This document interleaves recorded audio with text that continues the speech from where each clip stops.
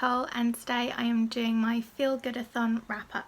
So the first book I read for the FeelGoodAthon was The Adventures of Katie Button by Lizzie Koch. So I don't know how many people will have heard of this book. It's one that I picked up a few years ago, back in 2016, and I picked it up at it was a book fair for local authors to come and promote their work essentially and have their books on display and people can buy them, that kind of thing. So that's where I picked this up, and while I was there I picked up so much stuff, including this. I didn't really know what it was about. I don't know why, but I think I thought it was like a kids book or something. It's not. It's not a kids book. It's more like a romantic comedy. Like reading it, I felt like I was almost watching a rom-com. It was really interesting. So this book, like I say, it follows Katie Button, and at her place of work they've just, well, the company that she works for has just merged with another company, and so she has two new bosses essentially, and one of them is a guy who is confident but he's sweeping her off her feet, taking her on these like amazing dates, and the other one is really arrogant, she feels, and she feels that he kind of, I guess, looks down on her kind of thing. But interestingly enough, she keeps dreaming about the boss that she's not seeing. I will say you kind of catch on really quickly as to what's going on, but it's still really entertaining. And what I love, I think, about this book more than anything really, it wasn't even the relationship, it was the friendship. The main character, Katie has a friendship with somebody in her office called Alana, and their friendship was just so good. It's like, it's very rare, I feel like, that I read about a friendship that feels authentic, like not a contrived friendship. I feel like a lot of friendships, it's like, oh yeah, that's really sweet and everything like that, but it just feels so contrived, and so much of it is just used for drama. I don't know whether it's maybe because this takes place in an office, so maybe I just felt that connection more, but I think part of it is like a lot of the friendships in most books I feel like are just there just to say, oh yeah, they have friends, they exist, and then in walks the romantic person that they're supposed to be with, and they just say, oh yeah, see you later. Which I don't know, maybe that does happen. I suppose that does actually. But so I guess it's like a workplace friendship, but I think the reason I connected with it so much is that it really reminded me of a friendship I have with somebody at work, like that I work with. Like they were friends in the office and outside of the office. There was one part where something had happened at the office while Katie wasn't there, and Alana had forgotten to message her, and that was one bit I was like, yeah, no, that wouldn't happen.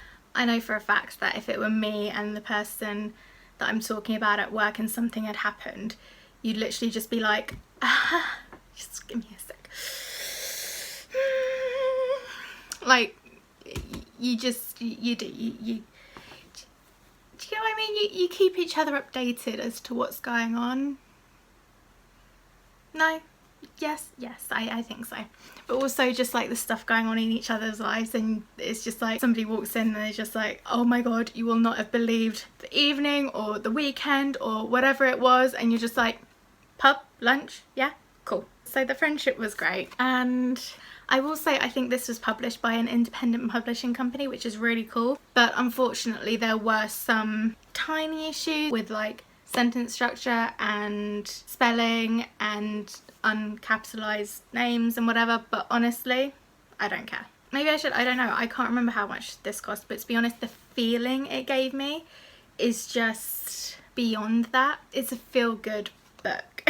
The second book that I read for the FeelGoodAthon was Aristotle and Dante Discover the Secrets of the Universe by Benjamin Alire-Sons, and I loved this book. I absolutely loved it. This book follows Aristotle Mendoza. He is often lost in thought and filled with self-doubt, and one day he meets Dante Quintana. Dante is articulate, self-assured, happy and content, essentially. They spend summers together. They write back and forth when they're separated, almost back and forth when they're separated. They learn about each other, and most significantly they learn about themselves in the process. and it's just all about their friendship really. It's a coming of age LGBT story and it's absolutely beautiful. The writing I feel like is almost quite lyrical, probably is.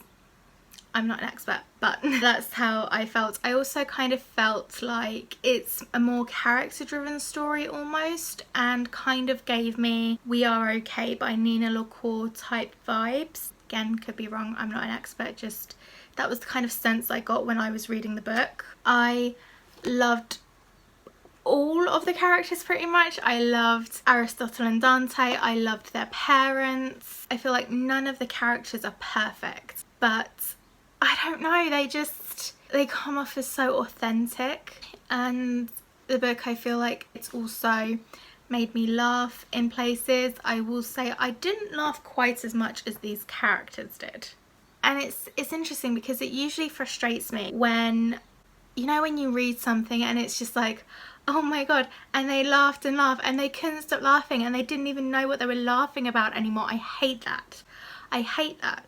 I don't know why. I don't know. It's just, no, it doesn't work, I think, especially if the characters have just met each other, because then there's no reason. Like, they don't have any, if we're meeting the characters at the same time, they don't have any inside jokes yet. What are you laughing about? Like, if you find it funny, why aren't I finding it funny? But having said that, with this book it worked. I think from the very start, even though we meet them when they meet, it was always very obvious that Aristotle and Dante were almost in a universe of their own. So that kind of thing, it's just like, okay, yeah, you know, it works for them and it works for this story. You know, this story, it did have elements of light and laughter, but it also had those heavy moments where you almost well up as well because of these moments of pure love, whether it be between like the friends or the family. And I don't know, I thought it was absolutely beautiful, and I'm really glad that I've read it. The next book that I read for the FeelGoodAthon was The Stylist C by Erin Morgenstern. The Stylist C follows Zachary Ezra Rawlins. He's a student at a college or university, depending on where you live, when he stumbles across a book in the university library. And when he stumbles across to this book, he decides to read the first few pages and quickly realizes, oh crap, this is about me. He takes it home and again realizes, oh, not everything is about me, just this like specific passage. This is about me, this is my life. But I've never told anyone this story. How could somebody possibly know about this moment in my life when I haven't told anyone? So that's interesting right from the start. And so naturally he wants to do some more investigating into this book. And he can't help but wonder if my story in here is true. Maybe all the other ones are as well. When I finished this book, I immediately wanted to reread it again. I didn't, because I was in the middle of a readathon, but I did. I wanted to reread it almost immediately. And I felt that while I was reading it as well, there was a part of me that just wanted to like, I think I was like halfway through it, and there was a part of me that just wanted to like go back to the beginning because I just didn't want it to end. Again, I was in a readathon. Plus, I needed to know how it ended. But another reason for that is I feel like this is one of those books where if you go back to the beginning, there are so many more things you pick up on knowing the ending. It both reminded me of The Night Circus and also didn't in a way. I feel like it's definitely got her tone, but it's a completely different story. The story is filled with so many other stories as well. And it's interesting because the stories that you're reading about, like the other ones that she shares with you, they almost don't end because there's an ending to that bit, but you don't know the end because that's not how life works. Like, you have a story. Like, even if somebody tells you a story, it's like you get the ending to that particular story, but their life goes on. And I feel like this book portrays that really well. And it's not even a, oh, you have to make up your own ending kind of thing to these mini stories. No, you have the ending, but you're just very aware they have to carry on in the aftermath of the events that have happened. This book is also very much, it shows you that life is about choices. And I must admit, I spend a lot of my time thinking about, oh, what would have happened if I had chosen this instead of that? Or what would have happened if, I don't know, my dad hadn't left the army? What would have happened if my yaya still lived in Cyprus? Like, what if? You know, there are just so many what ifs, and I spend too much time thinking about this, but this book kind of portrays it perfectly. It is stunningly written and breathtakingly beautiful. And I can imagine that there would be people on both sides. Like, some people might enjoy this story, other people might not.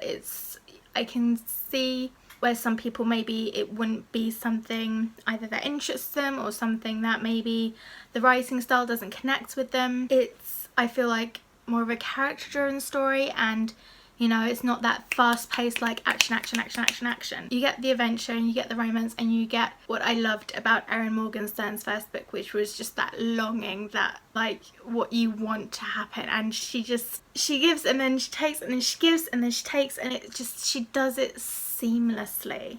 It is so easy to get lost within the pages of this book. And while I think that some people might love it and some people might not, I absolutely adored it. I adored it. The next book I read, as much as I ended up liking this book, I have a bone to pick with it.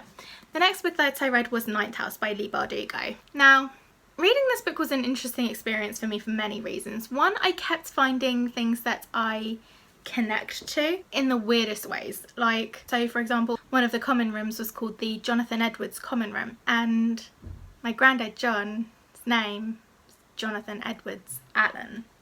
So that was strange. And one of the main characters, after some events, really liked to have afgolemoni, which I adore afgolemoni. My family make it a lot. You can probably find it, I guess, like all over with different maybe recipes and stuff like that. I would say you can probably find it in maybe most like Mediterranean, maybe Middle Eastern countries, but I'm Cypriot, and so we have, I guess, a version of it. I'm not going to get into that kind of debate, but I know that we make it and I love it. It's so good, and just to see it pop up in a book, I was like, what? So that was interesting. Even the name Darlington, I have a vague work connection to the name Darlington. You know, they mentioned some Greek stuff a few times. It was just a lot. It was just a lot of these weird coincidences, and I was just like, yeah, let's just go with it. Have I said the name of the book yet? Ninth House, Leigh Bardugo. I think I said it, but I can't remember. So up until page 148, this book nearly put me into a reading slump, which is not a book that you want when you're reading for a readathon. But I felt like it was really interesting, and I was kind of gripped. I was interested in the character, I was interested in the plot, I was interested in what was going on, but it just didn't feel like there was any life, almost. And then, I don't know, it was just a real struggle to get through. Maybe I went into it with like preconceived notions of what it was about, because I messaged a friend and I was like, this book is perfect for me, okay? You've got supernatural stuff, you've got spirits, you've got like raising the dead, and it takes place on a college campus. Like, it's perfect for me. Why aren't I loving it? And maybe that was it. Maybe it just wasn't what I thought it was going to be. Maybe part of me thought that it would have a lot more focus on the college, but by the end, oh boy, I loved this book by the end. So let me tell you what it's about. Ninth House. I think I've said a lot of what it's about. You follow a young girl named Galaxy, or Alex Stan. She hasn't had like the best start, not helped by the fact that she can see what this world calls greys, or the grey, or what she calls the quiet ones, and they are essentially spirits, and she's had experience and dealings with them her entire life, and unfortunately some of those experiences have led to her being an outcast, because when she was very young she was obviously very confused. She would get scared by these things that nobody else could see, so she was very quickly labelled. She ended up falling into the wrong crowd, but this university, Yale University, finds out that she has the ability to see these spirits without the need for like this concoction thing that they take, which could kill you. It's like they keep taking this thing and it's like, well, it could be this time. So when they find out, they're just like, yes, we need this woman, you're gonna train her. They're talking to Darlington now, and unfortunately while reading the book, Darlington goes missing, and it seems like Alex knows. It kind of seems like the other have a sense of what happened to him. Is he dead? Is he missing? Nobody knows at this point. Both characters, like both of the main characters, Alex and Darlington, they both annoyed me at first. She looked down on him because she thought, oh, he has a lot of money, so he must be living a great life, and he looked down on her because he was like, oh, she dropped out of high school and everything, so what is she doing here, kind of thing. Which, okay, yes, it's university, but it was almost like, you don't have the intelligence to be here, so. And I didn't like either of them. But as we go on, I can understand both of their points of views. Like, not really, but I can understand where it stems from, considering their histories. So I'm glad I kept reading for that as well. I think also at first we jumped perspective so much, it was hard to get a grip on it, in the sense that, not in the sense that it was difficult to understand, but I wasn't getting enough of the story on either perspective to keep me interested. When we got to focus on one perspective in particular, I think that's when it started to hold my interest a little bit more. So essentially by the 200-page mark, I was fully invested. And when I finished the book, I need the sequel. I'm just gonna say, I need the sequel. I need the sequel to this book. I think I heard at first that it was a standalone. It better not be a standalone. I don't think it can be a standalone. So essentially, this book did a complete 180 for me, and I am so happy about that. Like, I went from wanting to DNF it to needing the next installment. That's how great this book is. I feel like there's not a lot of books that could do that. And you know what? The first part was probably needed in order for me to get invested in the second part. So yeah, the final book on this list, I read the first 220 pages during the FeelGoodAthon. I have finished it now, but it is The Binding by Bridget Collins. This book is split into 3 parts.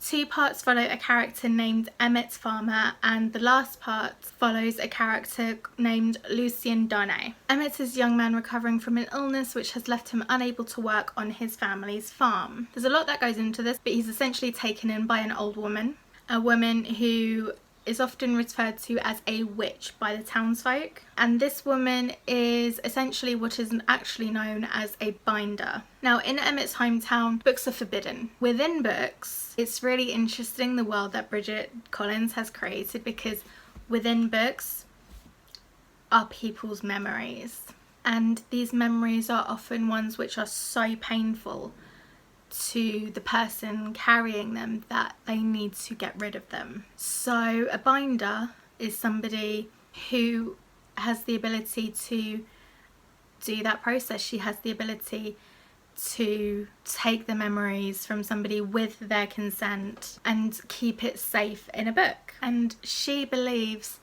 that Emmett is a binder as well. This book was really interesting because for me, I really struggled as to whether I wanted to rate it 4 or 5 stars. And if I'm looking at it objectively, it's a 4-star book, and I rated it a 4-star book.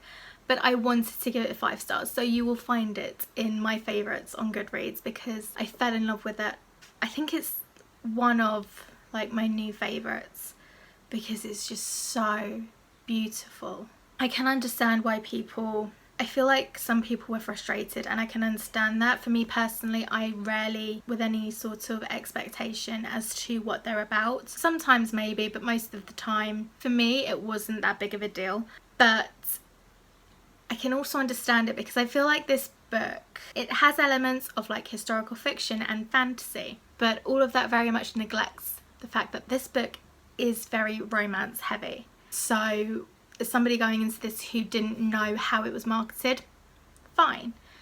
For somebody going into this who was going into it solely based on the marketing, I can understand how that would have been frustrating because Bridget Collins creates such an interesting world, and I can understand how somebody else might feel, well, hang on a minute, you created this amazing world and then it essentially turned into a romance. But for me, I think the romance was there from the beginning. There was a point. She got me. Oh, she got me good. And I thought, oh no, have I misinterpreted this the entire time? I hadn't. It was fine. But I can understand that. I can understand the frustrations with that. but for me, I adored it. You know, I think another aspect of this story is that it's not just people wanting to get rid of their memories, it's people taking advantage of that. So you have people wanting to sell their memories, or thinking, oh, if I sell this memory then I can, you know, I can have enough food to like feed my family or do this, that and the other, you know. Or you have people who are maybe like really powerful, like lords or political figures who have maids and stuff like that who they're cruel to, and then in order to protect themselves they hire somebody to take those memories away. So for me, I felt like this book was beautifully written. It's an LGBT story. I don't think I mentioned that. I don't know, it's not mentioned anywhere in the blurb or the synopsis for this book, but I don't think it's a spoiler, so I'm gonna just say it's an LGBT story. I was gonna say I like most of the characters. I liked the main characters. I liked Lucien and Emmett. Emmett had some issues, but we'll forgive him because we understand Emmett. It was a very interesting world. I thought it was very unique and fascinating to read about, and there are moments throughout this book where you just have this longing, you know, because sometimes the characters they're doing their own thing, but you as a reader know, and you're learning along the way, and it's that yearning, you know, that yearning and longing and the anticipation and the wondering, like, is it gonna but the best part is throughout the book, you know, all those moments where you're just like defeated, it makes the sweeter moments all that much sweeter. I think she does have another book coming out, and I was really worried because I was just like, oh no, you leave them alone. But I think it is like following different characters, so I'm definitely interested to pick up something else by this author. So that is everything. That is everything that I have read for the FeelGoodAthon. Essentially like 4 and a half books essentially, which I'm very pleased with, especially considering how thick 3 of those books are, and considering how long it took me to get through Ninth House as well. Like, I love it, but really messed up my reading game. Just putting it out there. But overall, that is it. That is everything I read for this readathon. I really enjoyed it. I didn't really have a lot of time to get around to a lot of the other stuff I know that they had planned, but I had a pretty good reading week. Yeah, I really enjoyed my time with all of these books. All of them. I enjoyed my time with all of them, so. And I've enjoyed my time with you. Thank you very much for watching if you have gotten this far. Hope you have a fantastic reading week, and I'll catch you in the next one. Bye!